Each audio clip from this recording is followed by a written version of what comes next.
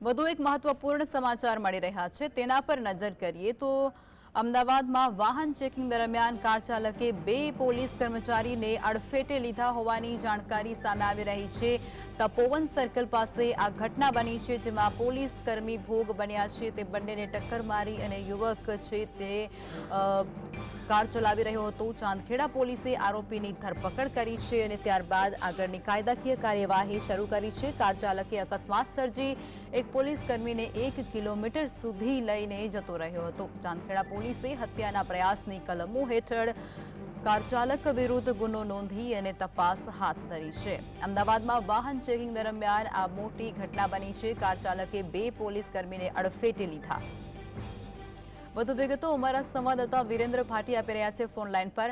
વિરેન્દ્ર, ફરી એક વખત અકસ્માતની જે આ ઘટના છે તેમાં વધારો। ચાંદખેડા પોલીસે આરોપીની ધરપકડ કરી અને આરોપીએ બેફામ કાર હંકારી અને 2 પોલીસ કર્મચારીને અડફેટે લીધા, એટલે પોલીસ કર્મચારી પણ હવે સુરક્ષિત તો નથી જ, શું કહેશો? બિલકુલ લખમાં કે જે અમદાવાદ શહેરની અંદર જે હત્યા અને લૂંટના બનાવો સામે આવી રહ્યા હતા જે સંદર્ભે અમદાવાદ શહેર પોલીસ દ્વારા દિવસે ને દિવસે જે કોમ્બિંગ નાઇટ હતી તેને કોમ્બિંગ નાઇટ હાથ ધરવામાં આવી રહી છે। ત્યારે ગઈકાલે મોડી રાત્રે તપોવન સર્કલ પાસે વાહન ચેકિંગમાં જ્યારે ચાંદખેડા પોલીસ હતી તે દરમિયાન એક કાર ચાલક એટલે કે ફોર્ચ્યુનર કાર ચાલક દ્વારા 2 પોલીસ કર્મીઓને અડફેટે લેવામાં આવ્યા હતા, જેની અંદર એક પોલીસ કર્મીને તો 1.5 કિલોમીટર સુધી આ ફોર્ચ્યુનર કાર ચાલક ખસેડીને લઈ ગયો હતો તેવી હાલ પ્રાથમિક રીતે જાણકારી મળી રહી છે। ત્યારે બીજી બાજુ ચાંદખેડા પોલીસ દ્વારા તાત્કાલિક ધોરણે તમામ બંને પોલીસ કર્મચારીઓને સારવાર અર્થે હોસ્પિટલ ખસેડવામાં આવ્યા હતા અને ચાંદખેડા પોલીસ સ્ટેશનની અંદર ગુનો દાખલ કરવામાં આવ્યો હતો।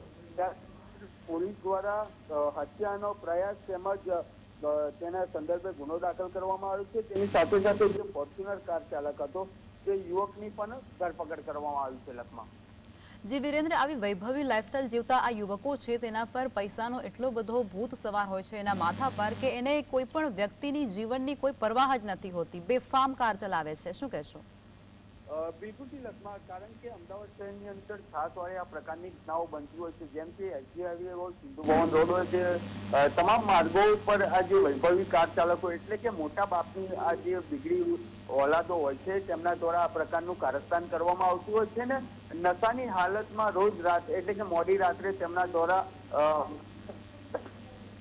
કારો હંકારવામાં આવતી હોય છે ને જે રસ્તા ઉપર રાહદારીઓ જતા હોય છે તેમને અડફેટે લેવામાં આવતા છે। તેવામાં હવે જ્યારે પોલીસ માર્ગો ઉપર એટલે કે રસ્તા ઉપર ઉતરી છે અને વાહન ચેકિંગ કરતી હોય છે ત્યારે શહેરની પોલીસ પણ સુરક્ષિત ના હોય તેવું પ્રાથમિક લાગી રહ્યું છે।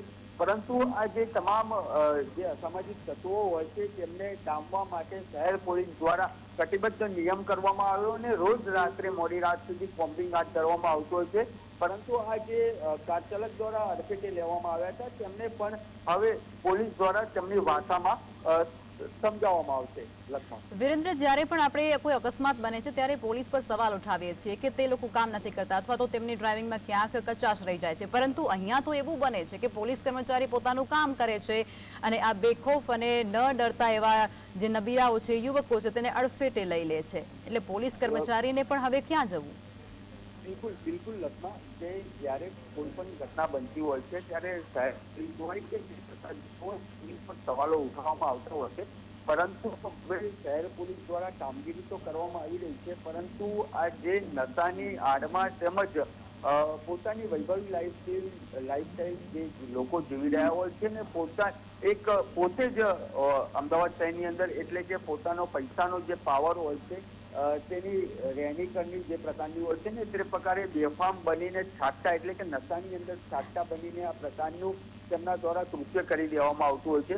પરંતુ હવે શહેર પોલીસ દ્વારા પણ જી વિરેન્દ્ર, જાણકારી આપી તે બદલ આપનો આભાર।